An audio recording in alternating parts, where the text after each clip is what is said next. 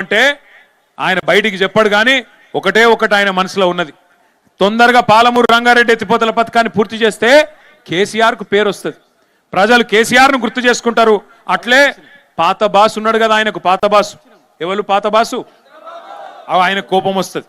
మరి కృష్ణా నీళ్లు మొత్తం ఈడ గుంజితే మన హక్కు మనం తీసుకుంటే కిందికి నీళ్లు పోవు కదా, పాత బాసు ఊకుంటాడా? అరే నా చెంచగాడున్నాడు తెలంగాణలో ముఖ్యమంత్రి వీడేమరా ఎక్కువ ఎగురుతున్నాడు అని చెప్పి ఆ చెంప ఈ చెంప వాయిస్తాడు కదా. ఎందుకంటే ఈయన రహస్యాలన్నీ ఆయన కాడున్నాయి, ఈయన చేసిన లంగ పనులన్నీ ఆయనకు తెలుసు. చెంచగాడు చెంచగాని లెక్క ఉండాలి కానీ ఎకొత్తకు ఎగురు తూకుంటాడా? ఊకోడు పాత బాసు. అందుకే పాత బాసు కోపం రావద్దు, కేసీఆర్ కు పేరు రావద్దని చెప్పి ఇలా పాలమూరు రైతన్నలను ఎండబెడుతున్నాడు ఈ ముఖ్యమంత్రి రేవంత్ రెడ్డి. ఆలోచన చేయండి దయచేసి, ఈ 2 ఏళ్లలో ఒక్కటన్నా మంచి పని చేసిండా పాలమూరు రైతన్నల కోసం రేవంత్ రెడ్డి? ఆలోచన చేయండి. రైతులకు రైతు భరోసా ఇయ్యాడు, కౌలు రైతులకు రైతు భరోసా ఇయ్యాడు, రైతు కూలీలకు నెలకు 1000 రూపాయలు ఇస్తా అన్నాడు, అది ఇయ్యాడు. ఆఖరికి రైతులకు యూరియా బస్తాలు కూడా దొరుకుతలేవు. ఇలా యూరియా బస్తా ఇయ్యనోడంట మొత్తం పాలమూరును సస్యశ్యామలం చేస్తా అని మళ్ళా డైలాగులు కొట్టడానికి 17 తారీఖు ఇడికి వస్తున్నాడంట. గుర్తుపెట్టుకోండి, ఎవరైనా ఒకసారి మోసపోవాలి, ఇన్నిసార్లు మోసపోతే మరి వాళ్ళ తప్పు కాదు మన తప్పు అవుతుంది. ఆయన నాకు ఒకటి మాత్రం అనిపిస్తుంది, రేవంత్ రెడ్డి గారు చాలా నిజాయితీ గల మోసగాడు. ఆయన చెప్పి మోసం చేసిండు. ఆయన ఏమన్నాడు? ప్రజలు మోసగాళ్ళనే నమ్ముతారు, ప్రజలు మోసగాళ్ళనే నమ్ముతారు, అందుకే మేము మోసం చేస్తామని చెప్పి నిజాయితీగా చెప్పిండు. ఆయన తప్పు కాదు, ఆయన చాలా నిజాయితీగా చెప్పినాడు. ఇప్పుడు కూడా చెప్తున్నాడు ఆయన. ఏం చెప్తున్నాడు మీకు? మళ్ళొక్కసారి మోసం చేయనికే పాలమూరు నా నాయకత్వంలోనేమో చేస్తా అని చెప్తున్నాడు. నేను అడుగుతున్నా రేవంత్ రెడ్డి, 17 తారీఖు వస్తున్నావు కదా మహబూబ్ నగర్ పట్టణానికి, ఒక్క మాట స్పష్టంగా చెప్పు.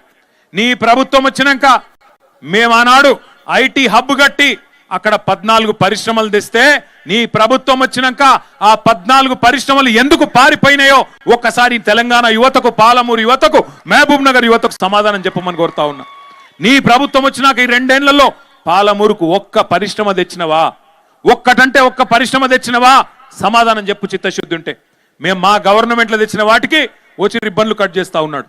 దేవరకద్రలో ఆనాడు ఆల వెంకటేశ్వర రెడ్డి గారు మేము అందరం పోయి కార్నింగ్ అనే పరిశ్రమను తీసుకొస్తే దానికి ఈయన వచ్చి రిబ్బన్ కట్ చేసి ఈయనేందో పీకి పందిరేసినట్టు ఉపన్యాసం చెప్తా ఉన్నాడు. మహబూబ్ నగర్ లో దివిటిపల్లిలో అమరరాజా అనే పరిశ్రమ 9500 కోట్ల రూపాయల పెట్టుబడితో మన గవర్నమెంట్ లో కేసీఆర్ గారి నాయకత్వంలో మనం సాధిస్తే ఈ మొనగాడు వచ్చి ఈయనేదో చేసినట్టు అక్కడ పోయి తిరిగి 2 సార్లు పోజులు కొడతా ఉన్నాడు. ఒక్క కొత్త పరిశ్రమ వచ్చిందా? నువ్వు వచ్చినాక ఉన్న ఐటీ పరిశ్రమలు బారిపోయినాయి. నీ నిర్వాహకం వల్ల ఈరోజు ఒక్కటంటే ఒక్క కొత్త పని జరగడం లేదు. ఇక ఇంకా విచిత్రమైన మాటలు మీ జిల్లా ఎమ్మెల్యేలు మాట్లాడుతూ ఉన్నారు. ఇక్కడ స్థానిక ఎమ్మెల్యే ఉన్నాడు, ఆయన కుల్లా చెప్తున్నాడు. ఎన్ఎం శ్రీనివాసరెడ్డి ఏమంటున్నాడు? మా ఎమ్మెల్యేల కాడ పైసలు లేవు, ఎమ్మెల్యేల దగ్గర పైసలు లేవు, మేము పెళ్లిళ్ళు పేరెంటాలు తిరుగుడు తప్ప మాతోనేం అయితలేదు అని ఎన్ఎం శ్రీనివాసరెడ్డి చెప్తా ఉన్నాడు. వాస్తవం అది. ఎందుకు? ఉన్న పైసలన్నీ ఢిల్లీకి పోతే, ఉన్న పైసలన్నీ మూటలు కట్టి ఢిల్లీకి పంపితే ఇక్కడెక్కడ ఉంటాయి? మరి రేవంత్ రెడ్డి ఇస్తాడా? వీళ్ళకే ఇయ్యడు, మరి సర్పంచులకు ఇస్తాడా? ఇయ్యడు. ఒక 2 ఏళ్ళు కష్టం ఉంటుంది, గెలిచిన సర్పంచులు ఉప సర్పంచులు యాదికి పెట్టుకోండి, ఇంకొక 2 ఏళ్ళు కష్టం ఉంటుంది. ఆ తర్వాత మళ్ళా కేసీఆర్ గారే రాబోతున్నారు, అప్పుడు మళ్ళా చేసుకుందాం. 2 ఏళ్ళు ఉంటుంది కష్టం. ఆడు చెప్తారు ఇక కథలు కాంగ్రెస్ వాళ్ళు సర్పంచులకు, ఏమని? మీరు మా పార్టీలకు రండి, మీకు డెవలప్మెంట్ చేస్తాం, ఇది చేస్తాం, మన్ను చేస్తాం, మశానం చేస్తాం. ఏమీ లేదు అక్కడ. ఎమ్మెల్యేలకే పైసలు లేవు, మీకేమిస్తారు వాడు? మీరు చూడండి, ఎన్ఎం శ్రీనివాసరెడ్డి చెప్పిండు, నేను చెప్తలేను. మా బతుకు పెళ్లిళ్ళు పేరెంటాలు తిరగనికి తప్ప దేనికి వనికి రాకుండా పోయిందని ఎమ్మెల్యేలే చెప్తా ఉన్నారు. ఇక ఇంకో ఎమ్మెల్యే ఉన్నాడు, జడ్చర్ల ఎమ్మెల్యే, ఆయన ఒకటే చెప్తున్నాడు, ఆంధ్ర కాంట్రాక్టర్లకే పెద్దపీట వేస్తున్నాడు ఈ ముఖ్యమంత్రి. నేను చెప్పలే, ఆంధ్ర కాంట్రాక్టర్లకే పెద్దపీట వేస్తున్నాడు ఈ ముఖ్యమంత్రి అని జడ్చర్ల ఎమ్మెల్యే చెప్తా ఉన్నాడు.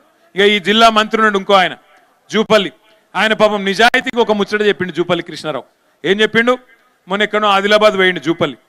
పోతే అక్కడ ఆదిలాబాద్లో వాళ్ళు అడిగినారు, అక్కడ లోకల్ ఎమ్మెల్యే గారు అడిగినారు, సార్ మాకు ఒక రెవెన్యూ డివిజన్ ఇవ్వాలి, గతంలో కేసీఆర్ గారు కొత్త జిల్లాలు చేసిండు, మా కాడ కూడా డిమాండ్ ఉంది, ఒక రెవెన్యూ డివిజన్ మిస్ అయింది, అది మీరు ఇవ్వాలి అన్నారు. అంటే జూపల్లి కృష్ణారావు నిజాయితీగా చెప్పిండు పాపం, ఇగో నేను మళ్ళా గెలుస్తానో లేదో తెలియదు, మా ప్రభుత్వం మళ్ళా వస్తుందో రాదో తెలియదు, నేను హామీలు ఇయ్యా అన్నాడు. మంత్రి గారికి నేను చెప్తా ఉన్నా, నీకు తెలుసో తెలియదో మాకు తెలియదు కానీ ప్రజలకు, పాలమూరు ప్రజలకు మాత్రం పక్కాగా తెలుసు, మీ పార్టీని పండబెట్టి తొక్కేది ఈసారి ఖాయం. 14 నియోజకవర్గాల్లో 14 నియోజకవర్గాల్లో కొడంగల్తో సహా ఈసారి కాంగ్రెస్ పార్టీని బొందబెట్టబోతా ఉన్నారు ప్రజలు. అందులో ఈ జిల్లాలను ముడితే మాత్రం వనపర్తి, నారాయణపేట, గద్వాల జిల్లాలను ముడితే మాత్రం అగ్గి రగులుకుంటది. మళ్ళా కాంగ్రెస్ ను దహించి వేస్తదనే మాట కూడా నేను హెచ్చరిస్తా ఉన్నా. దయచేసి ఒకటి ఆలోచన చేయండి. యూరియా బస్తాలు ఇయ్యలేని సన్నాసులు ఇవాళ మీకు తులం బంగారం ఇస్తారా? ఇల్లు ఈ సన్నాసులు 2,500 ఇస్తాడు మహిళలకు, మహాలక్ష్మి ఇస్తాడా? ఇవన్నిటిని తప్పించుకోనికే ఒకటే తెలుసుకున్నాడు ఆయన, ఒకటే అర్థం చేసుకున్నాడు ఆయన. ఏం అర్థం చేసుకున్నాడు? బూతులు మాట్లాడాల. మనం సబ్జెక్టు మాట్లాడితే ఆయన బూతులు మాట్లాడతాడు. నువ్వు అడిగినావు అనుకో, ఏమైందా రేవంత్ రెడ్డి నరికితివి కదా, మరి 15,000 రూపాయలు ఇస్తా అంటివి రైతులకు, కౌలు రైతులకు పైసలు ఇస్తా అంటివి ఏవి అంటే నీ లాగుల తొండలు ఇడిచి పెడతా. అది ఒకటే వచ్చు. రెండవది ఏమైనా మరి మహిళలకు 2,500 ఏవి స్వామి అంటే నీ గుడ్లు వీకి గోటీలు ఆడతా. నువ్వు గట్టిగా అడిగినావు ఇంకో తులం బంగారం ఎదురా నాయన అని నీ పేగులు తీసి మెడలేసుకుంటా. బూతులు మాట్లాడానికి రెడీ. మాకు రావా బూతులు? ఆయన కన్నా ఒక భాష వచ్చేమో, నాకు 4 భాషలు వచ్చు. తిట్టుమంటే పొల్లు తిడతా, కానీ ఇక మంచిది కాదని ఊక్కుంటున్నా. ఇక ఆయన బాధ ఏందో నాకు అర్థం కాదు. ఇప్పుడు అడ్డిమారి గుడ్డి దెబ్బలో ముఖ్యమంత్రి అయిపోయింది. అది మన దగ్గర అంటారు కదా ఊళ్ళలో, అడ్డిమారి గుడ్డి దెబ్బల కిస్మత్ బాగుంది. మేము అనుకోలే, కార్యకర్తలు మా వాళ్ళు బీఆర్ఎస్ వాళ్ళు అనుకోలే. మీరు ఏమనుకున్నారో నాకు తెలుసు. నేను చెప్తున్నది కరెక్టే కదా, మీరు ఒకసారి నాకు చెప్పు. మీరు ఏమనుకున్నారు అంటే పోతే మా ఎమ్మెల్యే పోతాడు కానీ కేసీఆర్ ఉంటాడు కదా అనుకున్నారు. అంతేనా? అదే అనుకున్నారు. కాకపోతే ఏం జరిగిందంటే అట్లా దేవరకద్ర వాళ్ళు అనుకున్నారు, మహబూబ్నగర్ వాళ్ళు అనుకున్నారు, నారాయణపేట వాళ్ళు అనుకున్నారు, అందరు వేలు. మొదటికే మోసం వచ్చింది, లాజిక్ మిస్ అయ్యారు మీరు. ఎమ్మెల్యే లేకపోతే కేసీఆర్ ఎట్లుంటాడే? ఒక గది మిస్ అయ్యారు మీరు. అందుకే నేను మీ అందరికీ ఒకటి దండం పెట్టి చెప్తున్నా, ఈ కార్డు నుంచి ఒకటి యాద పెట్టుకోరు. ఇక పోయినసారి జరిగిన తప్పు మళ్ళీ జరగద్దు అంటే ఏం చేయాలి? రేపు మున్సిపాలిటీలో కూడా మళ్ళీ కారు గుర్తు మీద బీఫామ్ మీద వస్తారా మనోళ్ళు? వస్తే మీరు ఏం చేయాలంటే వాడు సక్కటోడా, వాడు పొడుగు ఉన్నాడా, వాడు పొట్టిగా ఉన్నాడా, ఇవన్నీ చూడకురి. ఆడు మంచోడు కదా, అవన్నీ కాదు. ఒక కారు గుర్తు మీద ఒక అభ్యర్థి వచ్చిండంటే కేసీఆర్ గారు అన్ని ఆలోచించే ఇచ్చింటాడు అనుకోవాలా. కారు చూడాలా, కేసీఆర్ని యాడ్ చేసుకోవాలా, గట్టిగా వత్తాలి. అంతేగాని ఇక మళ్ళీ చర్చలు పెట్టద్దు. మళ్ళీ ఇక మా ఓడు పోతే వేడి కానీ కేసీఆర్ వస్తాడు కదా, ఈ పోతే ఏంది ఆయన గెలుస్తాడు కదా, వద్దుగా. మీరు ఇక్కడి నుంచి గట్టిగా కసి మీద, సరే సర్పంచ్ ఎన్నికల్లో గుర్తులు లేవు, కానీ రేపు ఎంపీటీసీ ఎన్నికల్లో, జెడ్పీటీసీ ఎన్నికల్లో, మున్సిపల్ ఎన్నికల్లో కారు గుర్తు గులాబీ జెండా ఉంటది.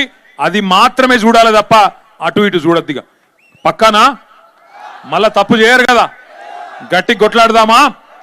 కొట్లాడదాం. రెండో మాట, ఇంకొక మాట నేను విజ్ఞప్తి చేసేది మీకు, దయచేసి ఒకటి గుర్తుపెట్టుకోండి.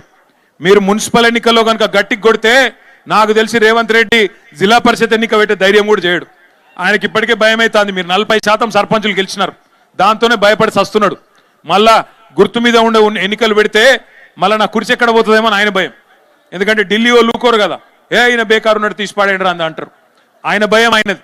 అందుకే మున్సిపల్ ఎన్నికల్లో గెలిచిన సర్పంచులు, జెడ్పీటీసీలు, ఎంపీపీలు, మాజీలు ఎవరెవరైతున్నారో అందరూ మున్సిపాలిటీకి రావాలి. అక్కడ గట్టిగా పని చేయాలి. అక్కడ మీ చుట్టాలు ఉంటారు, మీ దోస్తులు ఉంటారు, మీ క్లాస్మేట్లు ఉంటారు.